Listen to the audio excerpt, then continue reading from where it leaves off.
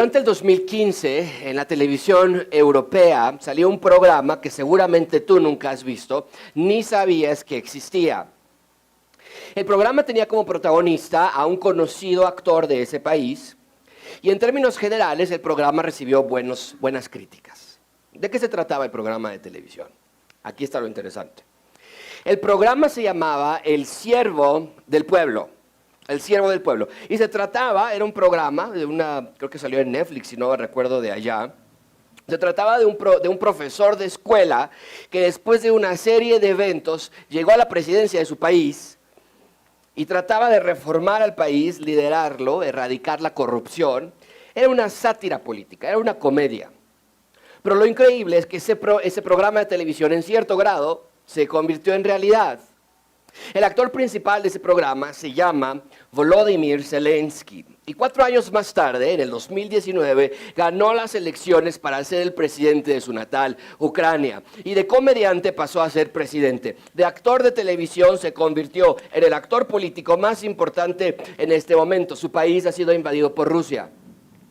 En un acto premeditado, violento, sin previa provocación, y por lo tanto es el único líder del mundo en este momento que gobierna un país que está siendo invadido por una fuerza poderosa del mundo, que es la Federación Rusa. Pero aquí está la ironía.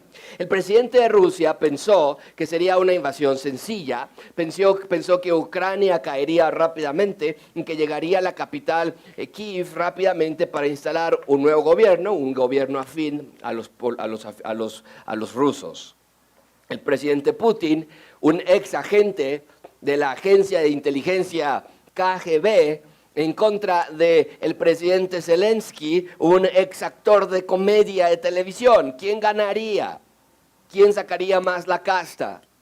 Y cuando el mundo entero pensaba que Zelensky estaba acabado, su popularidad ha alcanzado niveles jamás pensados. Su amor por el pueblo, su permanencia en Ucrania, su rechazo a abandonar a sus soldados ha contrastado al presidente Putin, que está lejos del conflicto.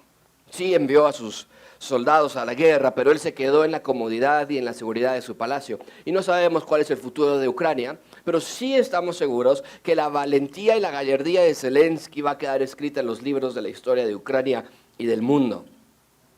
En un sentido similar, hoy vamos a ver el enfrentamiento de 2 hombres que se encuentran en un conflicto directo. Por un lado tenemos a un millonario, influyente, poderoso oficial del gobierno persa, Amán, y por el otro lado tenemos a un insignificante, ignorado, desterrado judío llamado Mardoqueo, que por no querer arrodillarse frente a Amán ha provocado que la vida de todos los judíos corra peligro.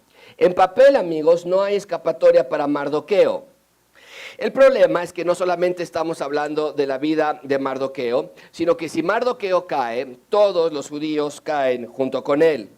Pero hoy vamos a ver que Mardoqueo no está solo, sino el rey de los judíos, el rey del mundo está de su lado y Dios los habría de proteger. Pero mucha atención con esto.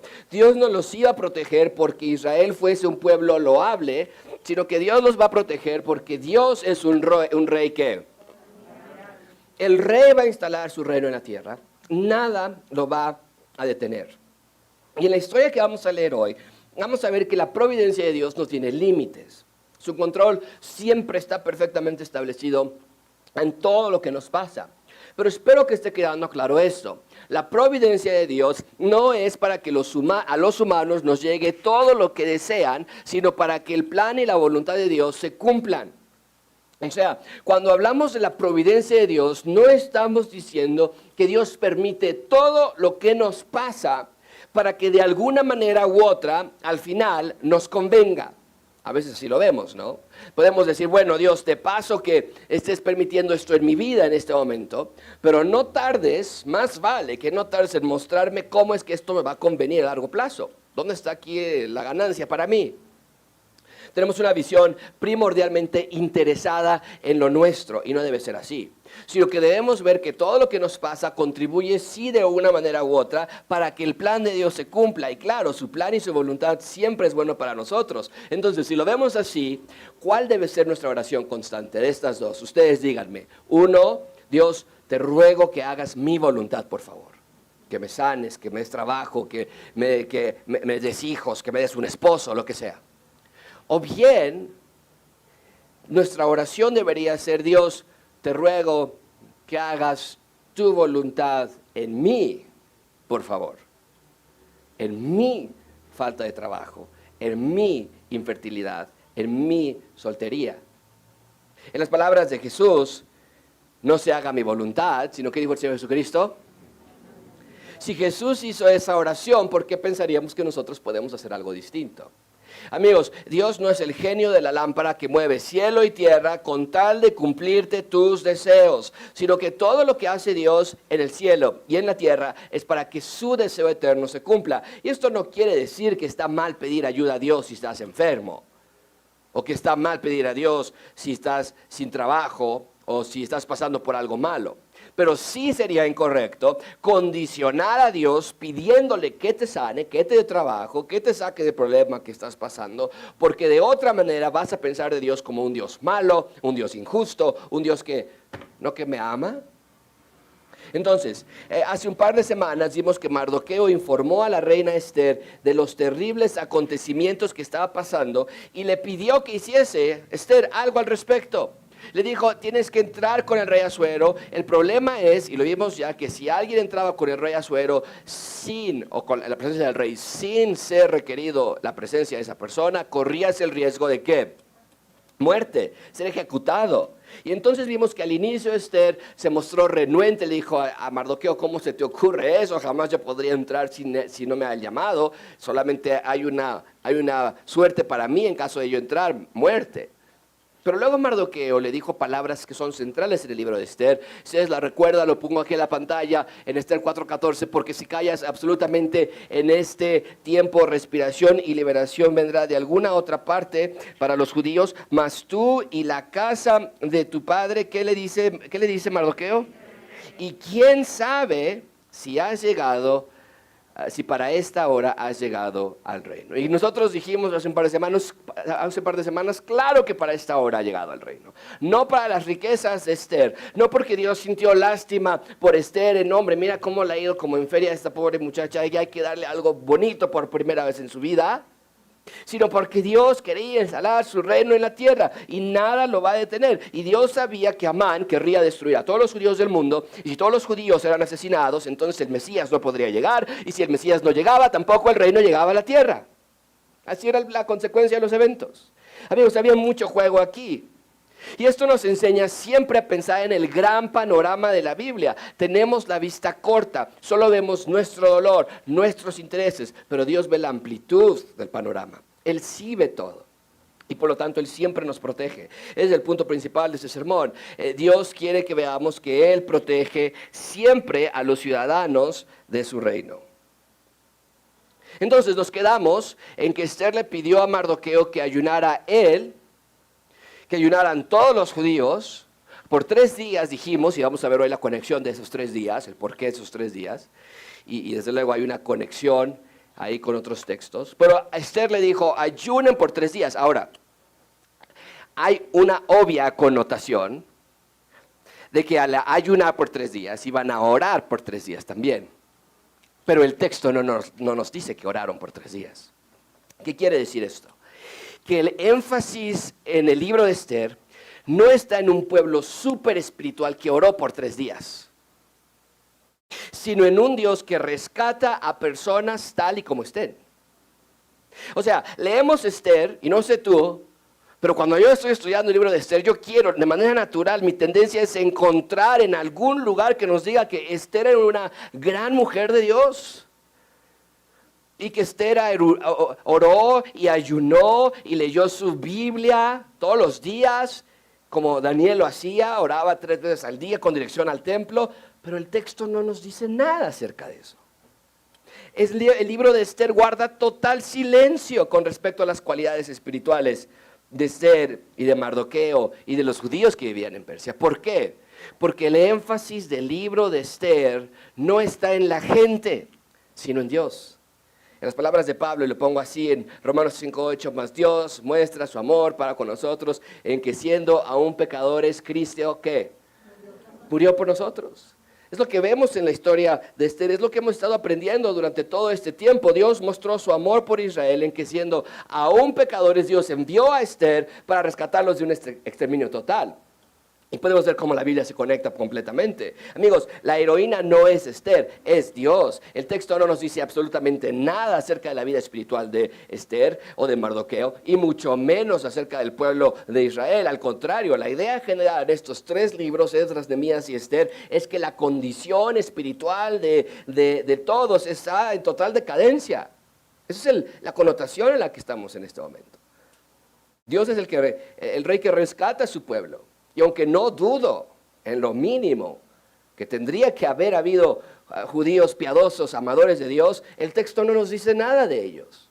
Pero lo que sí nos dice abiertamente es que Dios envió a Esther para salvar a su pueblo por amor y por gracia. Ni buscaron el rescate, ni lo pidieron, pero Dios sabía que lo necesitarían.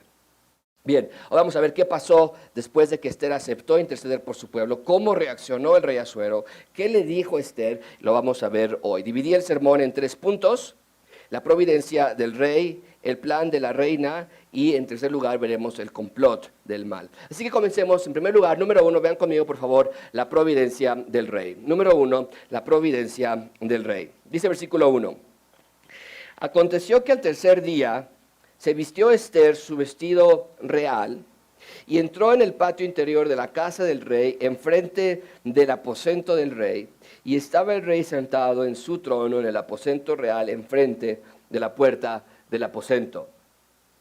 Bien, el texto abre diciéndonos que lo que estamos por leer en el capítulo 5 ocurrió al tercer día.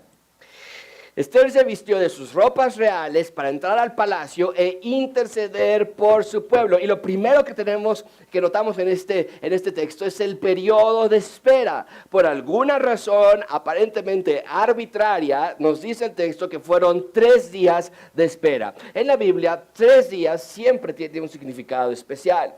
Puse algunos ejemplos de muchos que pude haber elegido, en el que nos van a ayudar a darnos una idea de este significado de los 3 días. Por ejemplo, en Éxodo 10, 22, Dios envió tinieblas en Egipto por 3 días, pero al mismo tiempo Dios envió luz por 3 días en Egipto sobre los judíos. En Éxodo 15, 22 nos dice que Israel recibió agua después de 3 días de no haberla recibido. Y por fin tomaron agua de una manera milagrosa. En Jonás 1:17 estuvo 3 días y 3 noches en el vientre de un gran pez, y cuando sale de esos 3 días y 3 noches Jonás, predica el evangelio en Nínive y toda la ciudad es salva. En Esdras 8:32, y ya estudiamos Esdras 8:32 tú y yo, descansaron 3 días antes de continuar con la reparación del templo, el punto de reunión de Dios con los hombres. En Nehemías 2:11 estudiamos ya también ese texto. Nehemías esperó 3 días cuando regresó de Persia para luego hacer una inspección nocturna a escondidas. Recuerden ustedes que estudiamos eso ya, que salieron a ver cómo estaban las cosas. 3 días esperaron. Y desde luego la más importante de todas las referencias del tercer día es Lucas 24:7, cuando Jesús resucitó al tercer día. Amigos, la Biblia es una sola historia. Por eso vemos que esta clase de números se repiten continuamente. ¿Qué quiere decir esto? Que en Esther, al esperar ella 3 días, Dios estaba por enviar un rescate colosal por Israel. Recuerden, ya se había decretado que todos los judíos habrían de ser exterminados en el día 13 del mes 12. Hace 3 semanas vimos nosotros que Mardoqueo rehusó arrodillarse frente a Amán, y eso le costó que entonces determinaran que todos los judíos habrían de ser matados. Entonces, la situación para los judíos es precaria. Si no interviene Dios, no hay esperanza para ellos. Es por eso que cuando nos dice que Esther aparece al tercer día, vestida con sus vestiduras reales, nos apunta, nos es una gran flecha, no sé si la puedan ver, hacia el rescate que está por venir, no de la mano de Esther, sino de la mano de Dios. Esther solamente sería el instrumento por el cual el rescate vendría, pero que no te quepa duda, el rescate vendría de la mano de Dios, no por la agilidad de Esther ni por la astucia de Mardoqueo, sino por la gracia de Dios que rescataría a un pueblo que no merecía rescate. Entonces, al tercer día, Esther va con el rey para interceder por su pueblo, y esto claro que nos conecta con lo que el rey Jesús hizo por nosotros. Jesús es nuestro intercesor, nuestro rescate. Lo que Dios estaba haciendo por medio de Esther nos apunta, amigos, a lo que Dios haría por medio de Jesús. Amigos, Jesús también fue enviado de Dios para rescatar a su pueblo. Jesús también fue enviado de Dios para interceder por su pueblo. Entonces, cuando leemos en el versículo 1 del capítulo 5 que al tercer día se levantó Esther para interceder, no puedes ignorar la obvia conexión que hay en la Biblia. Lo pongo así, este otro cuadro, y tal vez no alcanza a leerlo todo, está bien, yo te lo voy a leer. Pero Abraham intercedió por los justos que vivían en Sodoma y Gomorra, y decía: Abraham, ¿y qué tal si hay 50 justos allí y vas a destruir la ciudad? ¿Y qué tal si hay 40? ¿Y qué tal si hay 30? Abraham intercedió por los justos que vivían en Sodoma y Gomorra. Lo hizo también Moisés. Cuando Dios quería destruir al pueblo de Israel, Moisés oró y le pidió que tuviese paciencia, y Moisés intercedió. Lo hizo también Daniel en la gran oración que ya estudiamos también en nuestra serie de Daniel. Lo hizo David, lo hizo Esther, lo está haciendo Esther, y todo eso nos apunta al gran intercesor de todos, que es el Señor Jesucristo, quien intercede por nosotros. Puedes ver que el tema de intercesión atraviesa desde Génesis hasta Apocalipsis. Se repite a lo largo de las Escrituras. Amigos, Dios es un Dios que siempre envió a intercesores a su pueblo, que al final del día culminó con el gran intercesor que es Jesús en la tierra. Y es lo que estamos viendo en el libro de Esther. Todo por esa primera frase: aconteció que al tercer día Esther se vistió de su vestido real. Pero continuamos leyendo. Dice entonces: Esther se vistió de su vestido real y entró en el patio interior de la casa del rey, enfrente del aposento del rey, y estaba el rey sentado en su trono en el aposento real, enfrente de la puerta del aposento. Esther entra al rey para tratar de detener la orden de matar, destruir, exterminar. Recuerden que esa era la orden explícita. Y el problema es que vimos hace un par de semanas que si tú entrabas en la presencia del rey sin ser llamado, corrías el riesgo de ser ejecutado. ¿Qué pasa cuando Esther entra? Vean conmigo versículo 2. Y cuando vio a la reina Esther que estaba en el patio, ella, ¿qué dice el texto? Lean en voz alta. Obtuvo gracia ante sus ojos. ¿Qué quiere decir? Que esta escena nada más podría haber ido de una de dos: o ser ejecutada, o de alguna manera recibir gracia. Dice el texto: ella recibió gracia ante sus ojos, y el rey extendió a Esther el cetro de oro que tenía en la mano. Entonces vino Esther y tocó la punta del cetro. Y dijo el rey: ¿qué tienes, reina Esther? ¿Y cuál es tu petición? Hasta la mitad del reino se te dará. El texto nos dice que Esther obtuvo gracia. ¿Qué quiere decir esto? Que Dios le dio gracia para con Asuero. Amigos, el riesgo de morir era real, pero la gracia de Dios era aún más real. Y otra vez, amigos, y perdón si soy redundante, pero tengo que recordarte que no estamos leyendo las historias fantásticas de Esther. Este no es el cómic de una historia ficticia, y que por alguna razón Dios le echó la mano a esta mujer llamada Esther, que pobrecita, qué vida tan difícil tenía. No. Estamos leyendo la historia de Esther, pero no podemos divorciar esta historia de Esther del rompecabezas más amplio de toda la Biblia. Estamos leyendo la historia de la instalación del reino de Dios en la tierra, y en este momento Israel está cautivo, los reyes de Israel han fallado, los ciudadanos de Israel también han sido infieles a Dios, han abandonado a Dios. Nehemías no pudo cambiar los corazones de los judíos, Esdras tampoco lo pudo hacer. Entonces, por ese lado, el reino de Dios está amenazado por sus mismos ciudadanos. Pero si no fuese suficiente con eso, Dios sabía que Amán trataría de exterminar a todos los judíos, y si todos los judíos eran exterminados, no habría reino en la tierra. Es por eso que Dios levanta a Esther a un nuevo rescate a través de la reina Esther. Dios no estaba jugando con Esther, Dios no estaba improvisando para arreglar el problema que salió con Amán, y Dios más bien en su soberanía ha determinado que su voluntad siempre se cumpla, y por lo tanto, para su gloria y para el bien de los judíos, de Esther, de Mardoqueo, Dios pone a Esther en el trono para salvar y rescatar a los judíos. Amigos, el punto central del libro de Esther, y de nuevo, Hay pocas series predicadas de Esther en la actualidad. Pero cuando se predica de Esther, generalmente es en conferencias de mujeres. Pero el punto central del libro de Esther no es que las mujeres deben ser sumisas, porque si no les va a pasar lo que le pasó a Vasti. Y la sumisión bíblica es clarísima, es verdad, pero este libro no se trata de eso. El punto central del libro de Esther no es que ayunemos cuando tenemos problemas, aunque ciertamente hay pasajes donde podríamos aprender acerca del ayuno. Este no es uno de ellos. El punto central de este libro no es honrar a Esther como heroína o bien honrar a Mardoqueo por una estratega inteligente. El punto central del libro de Esther es que veamos que Dios no rompe su promesa de instalar su reino en la tierra, no importando cuáles sean las circunstancias. Amigos, quiero que vean el libro de Esther. Y ustedes pongan, si tuviesen como un cuaderno, yo pondría en este lado de mi hoja, yo pondría, el punto de Dios es poner su reino en la tierra. ¿Cómo están las cosas en esta columna? La situación geopolítica está adversa en todas las áreas.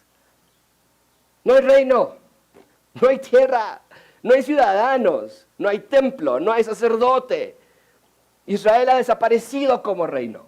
10 tribus se mezclaron con los asirios y las 2 que quedaban, la esperanza para el reino, están presos de los persas, presos de los babilonios. Los judíos que están en Jerusalén, ellos están construyendo a todos sus enemigos, están haciendo lo que quieran. Los judíos que están aquí en Persia ya tienen hasta la fecha de su muerte. Amigos, en papel el reino de Dios estaba desahuciado. Cuando tú y yo leemos Esther, tenemos que pensar en eso. El reino de Dios no tenía esperanza, parecía que todo estaba por acabar en total fracaso. Por eso cuando leemos Esther no podemos hacer otra cosa más que ver que Dios aún está en control. Su reino aún sigue en camino y evidentemente vendrá por medio de alguien que rescate e interceda a los ciudadanos de su reino. Alguien como Moisés, pero muchísimo mejor. Alguien como David, pero muchísimo mejor. Alguien como Esther, pero infinitamente mejor. Y estos textos no se tratan de ti, de a ver qué le entiendes tú hoy, a ver qué te llegó el texto de hoy a ti. La historia que estamos leyendo son parte de un gran panorama, y todos estos textos que nosotros leemos, sin excepción, nos hablan de una sola historia. La historia de cómo Dios instala su reino en la tierra, a pesar de que todo estaba en su contra y que lo hace por amor, por gracia y por misericordia. Y la culminación de la instalación de su reino en la tierra la encontramos en Jesús, el Rey de Reyes y Señor de Señores. Ahora, claro que nosotros aplicamos a nuestras vidas ciertas cosas que aprendemos. Y en un minuto vamos a tener aplicaciones que podemos tener de aquí. Pero si primero no vemos de qué se trata lo que leemos, vamos a pensar que toda la Biblia se trata de nosotros. Y vamos a empezar a moralizar la Biblia. Y vas a decir, a ver, dice aquí que Mardoqueo no se arrodilló. Entonces quiere decir que yo tampoco me arrodillo a mis ídolos. Vas a leer aquí, dice aquí que Esther se quedó callada acerca de su nacionalidad. Quiere decir que yo también tengo que aprender a guardar silencio en ciertos momentos. O sea, el estudio de la Biblia se vuelve en fábulas, donde leemos una historia, cerramos la Biblia y buscamos una moraleja. Pero no podemos hacer eso con la Biblia. Primero y ante todo, cuando agarramos un texto, tomas ese texto y encuentras ese texto y lo ubicas en el panorama más amplio de toda la Biblia. Y en este momento, lo que estamos leyendo en Esther, podemos tomar el capítulo 5 de Esther y colocarlo en la historia general de la Biblia, desde Génesis hasta Apocalipsis, en el punto más bajo de la historia del reino de Dios en la Biblia, ¿no es cierto? No hay reino, no hay rey, no hay ciudadanos, no hay garantía de vida porque ya tienen la fecha para morir.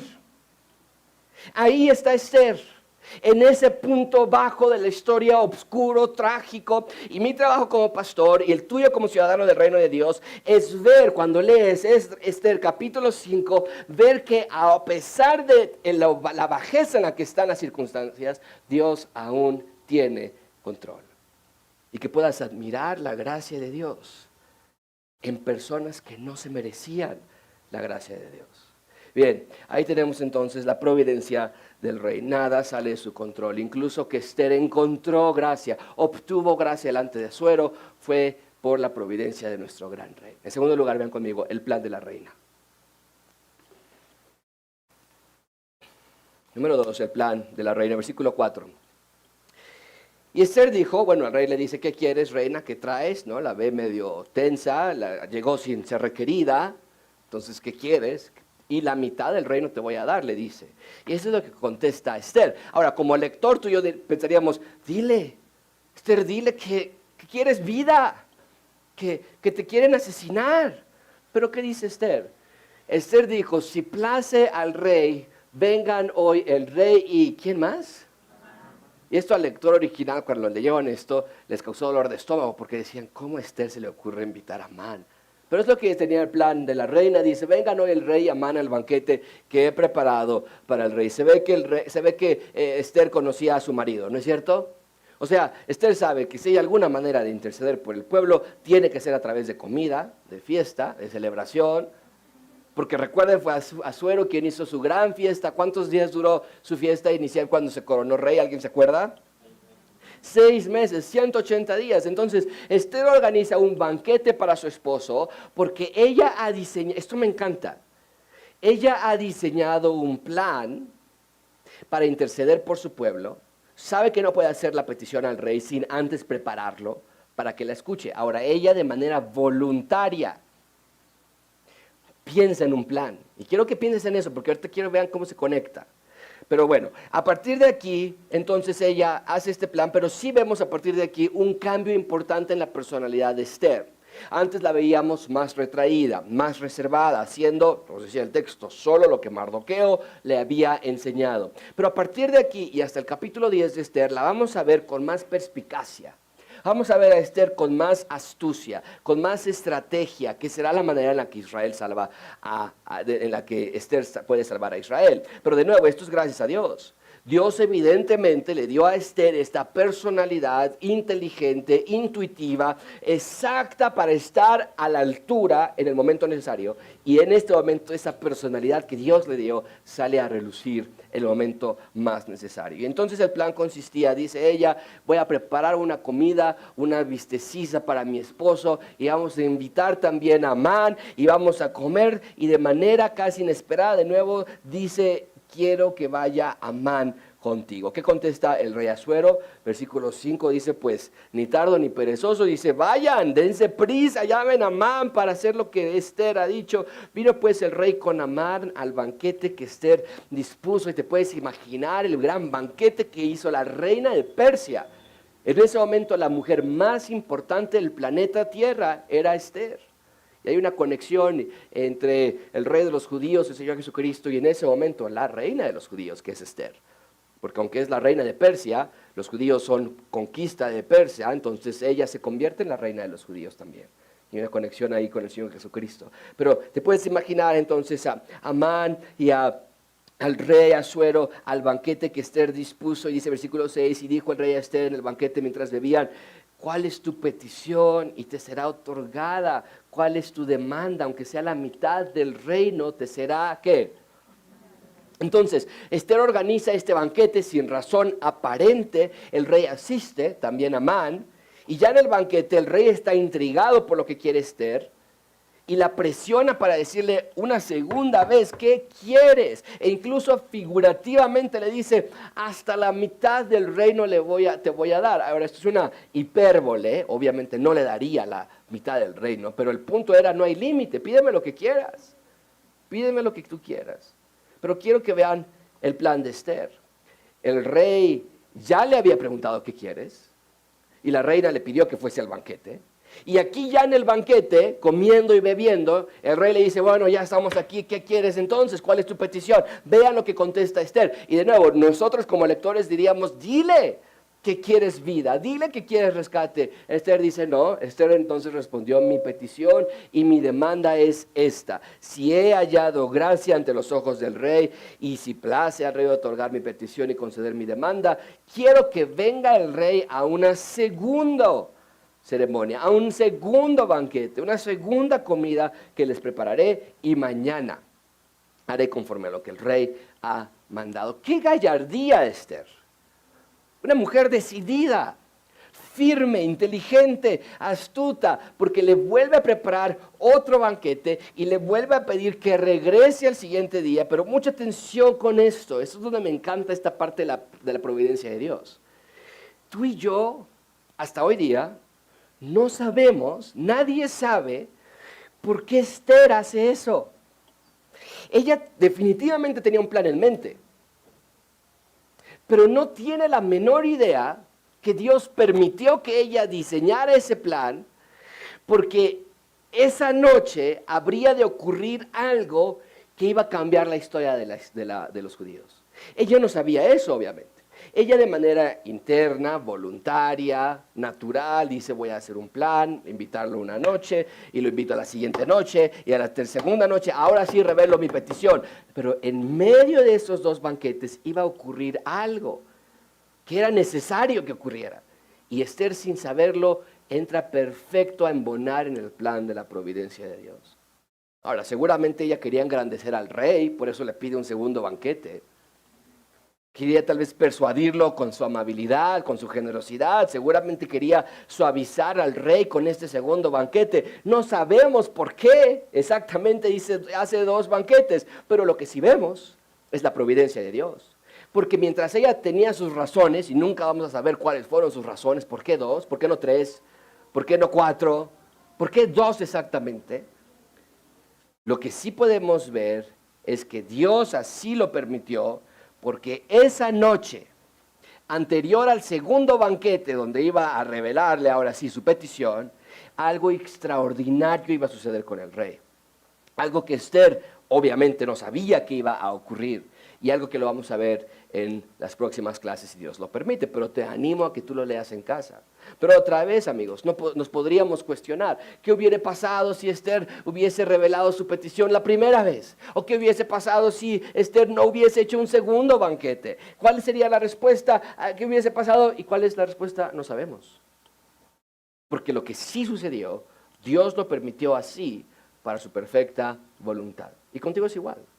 ¿Qué hubiese pasado si hubiera estudiado esto otro? ¿Qué hubiera pasado si me hubiera casado más joven o más grande? ¿Hubiéramos tenido menos hijos o más? Si hubiera tomado ese trabajo en esa ciudad. No sabemos, porque Dios lo permitió así, porque esa era su voluntad para tu vida. Y entonces Esther hace un segundo banquete y vuelve a invitar a Mardoqueo, vuelve a invitar a Amán para que asistan. Y Amán está feliz. O sea, de la nada, la reina también lo anda honrando. Lo está invitando a cenas donde los únicos dos invitados de honor son el rey y Amán, nadie más.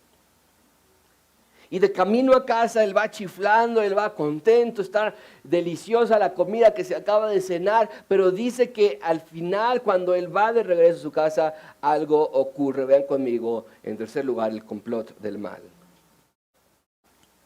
Versículo 9. Y salió Amán aquel día, contento y alegre de corazón, pero cuando vio a Mardoqueo a la puerta del palacio del rey, que no se levantaba ni se movía de su lugar, se llenó de ¿qué? Contra Mardoqueo. Él va feliz de regreso a casa, pero Mardoqueo como estatua, ¿no? Él no se mueve ni un centímetro, no se arrodilla, no honraba, y eso le llena de ira a Amán. Recuerda su problema, pero noten por favor que aunque el edicto para matar a los judíos ya está firmado por el rey, él tendría que haber pasado por Mardoqueo y decir, te va a llegar tu día, te va a llegar tu día, vas a ver si vas a estar tan contento el día 13 del mes 12. Pero no le fue suficiente con eso.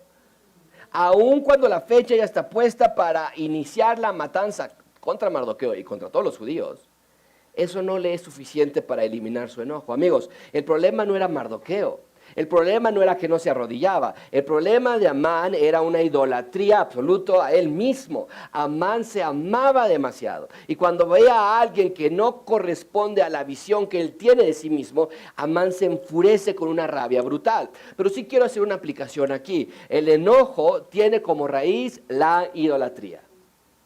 Idolatría a ti, a tu casa, a tu auto, a tus hijos, a tu escuela, a tu figura, a tu peso.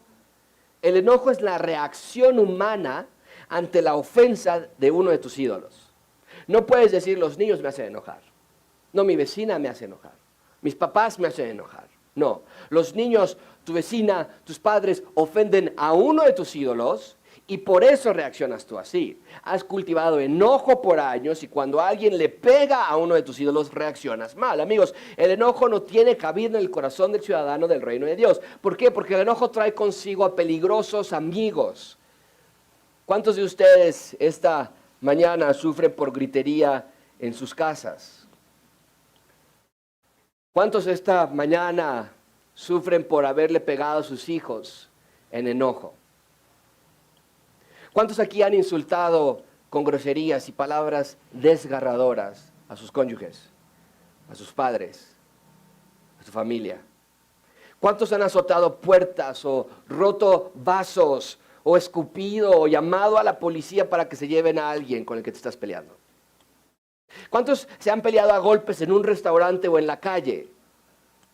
¿Cuántos hemos dicho palabras horribles en nuestro enojo? ¿O cuántos se quedan completamente callados porque sabes que con tu silencio provocas el enojo de otra persona también?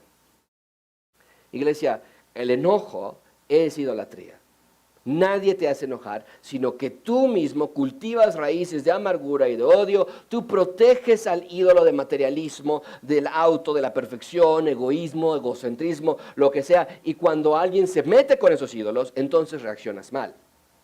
Te digo lo que Pablo ordena a los Efesios, en Efesios 4, 31 y 32, y son versículos excelentes para decirlos todos en voz alta, así que léanlos juntos conmigo. Dice la palabra de Dios: quítense de vosotros toda amargura, enojo, ira, gritería y maledicencia y toda malicia.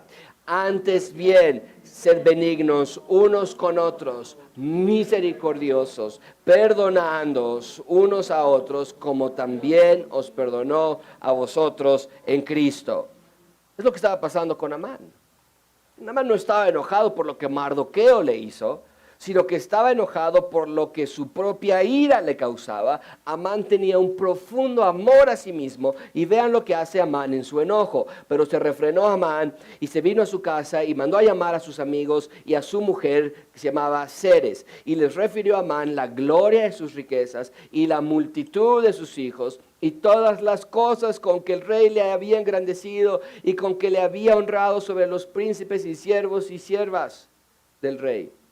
Y añadió Amán también la reina Esther: a ninguno hizo venir con el rey al banquete que ella dispuso, sino a mí. Y también para mañana estoy convidado con el rey. ¿Ves el amor propio que tenía Amán para consigo mismo? Amigos, Amán poseía un sentimiento de derecho como ningún otro. La vida de Amán se trataba de Amán, de nadie más, de mis riquezas, de mis regalos, de mis amigos, de mi familia, de mi honra, nadie más. Iglesia, me temo que muchos aquí pueden tener el mismo mal en sus corazones.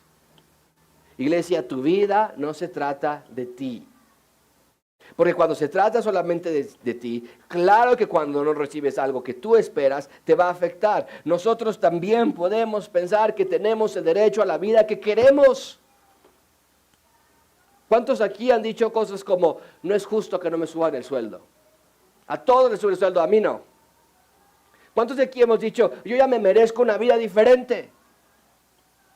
Pero amigos, esa mentalidad te va a llevar a una vida en desorden y frustrada. Y lo peor de todo es que te va a llevar a sentirte vacío e ignorar todo lo que sí tienes en Cristo. Y pensar que no tienes nada. ¿No? ¿Y cómo estás? Pues más o menos. Porque mi mamá es una payasa, fresa, mi papá, mi jefe. Ignorar todo lo que Cristo te ha dado, todas las riquezas espirituales que te ha dado el Señor Jesucristo. Te vas a hacer ingrato, te vas a hacer malagradecido con Dios, que es exactamente lo que vemos en la vida de Amán. Vean conmigo que a pesar de todo lo que tenía, no se sentía lleno. Les da todo este repaso a sus amigos, a su mujer, y yo creo que sus amigos decían: ¿por qué nos invitó a presumirnos todo lo que tiene? Pero vean cómo concluye el versículo 13. Pero todo esto, ¿qué dice? De nada me sirve. Y nosotros diríamos: ¿qué? lo que está diciendo Amán es, si tan solo Mardoqueo se arrodillara, yo sería plenamente feliz. De otra manera, nada de lo que tengo me sirve. Amigos, ¿de verdad crees que Amán podría haber sido plenamente feliz si tan solo Mardoqueo se arrodillara? Claro que no. Pero así es el corazón del hombre, insaciable, nada nos llena y nos engañamos en pensar, tú y yo hacemos lo mismo, si tan solo tuviera salud, si tan solo mi esposa sería diferente, si tan solo mis hijos, si tan solo mi sueldo, si tan solo. Entonces, la ironía es que mientras eso sucede, tú tienes tu sueño aquí. Amán decía, si tan solo Mardoqueo se arrodillara, yo sería feliz. Y él está en este lugar, mientras llega de punto A a punto B, se la va a pasar infelizmente, deprimido, desahuciado. Y así nosotros somos. Empezamos cuando nos casemos, cuando tengamos hijos, cuando nos divorciemos, cuando ya...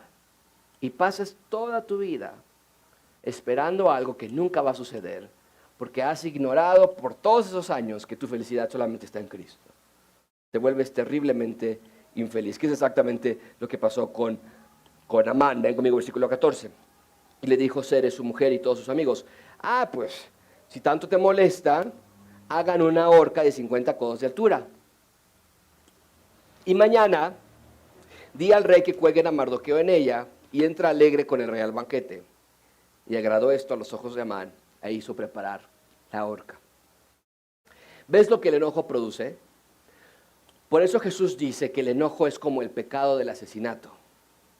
Vemos que Amán en realidad no quiere honra, él quiere venganza. Me gustaría que cada uno de ustedes examinara su corazón para ver si acaso estás cultivando enojo. La sed de venganza es provocada por el enojo. Porque de pronto ya ni sabes por qué están enojados. Ya de pronto ni te acuerdas qué fue lo que ocasionó el problema. Y empezamos a decir cosas como esta, es que no es una cosa nada más. Son muchas cosas pequeñas, ¿no? Ah, sí, pero ¿como cuáles? No, bueno, es que ahorita no se me ocurre, pero son muchas cosas que me hacen enojar de esa persona. Iglesia, no puede ser así.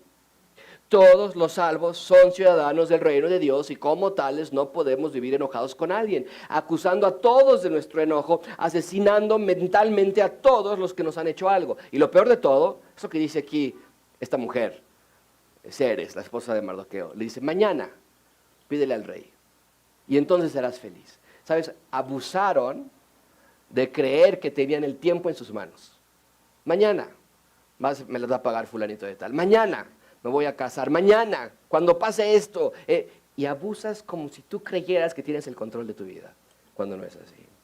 Y amigos, arrepiéntanse, vivan vidas del reino perdonando y siendo perdonados. ¿Cómo podemos hablar este sermón? Amigos, Dios siempre protege a los ciudadanos de su reino.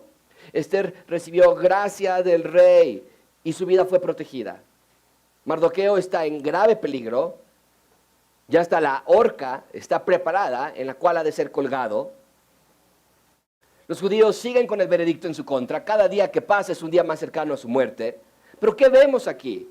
Vemos el plan de Amán de matar a todos los judíos en el mes 12 y de matar a Mardoqueo mañana, así lo pensó él. Vemos el plan de Esther de hacer un banquete para interceder por su pueblo y luego hacer otro banquete para interceder por su pueblo. Pero no nada más veo dos planes, yo detrás de estos dos planes veo a un rey que está detrás de todos los planes humanos. Esto me hace pensar en Proverbios 16:9. La mente del hombre, ¿qué dice? Planea su camino. Pero el Señor, ¿qué? Todo está bajo la soberanía de Dios. Nada sale de su control. Amigos, descansen en la providencia de Dios. No estás solo, no estás sola, no estás abandonado, no estás abandonada. Dios cuida a sus hijos. Él te ama más de lo que jamás podrás entender. El reino de Dios habría de ser instalado en la tierra. A pesar de esta terrible amenaza de Amán, nada detendría el plan de Dios. Descansa en Él entonces. Y recuerda que tú puedes hacer tus planes como Esther hizo el suyo, como Amán hizo el suyo. Pero solamente hay un rey que está detrás de todas las cosas, orquestando para que su voluntad se cumpla. ¿Por qué no te alineas tu voluntad a la de Dios. Esa sería la mejor decisión que tú puedas tomar hoy. Oremos.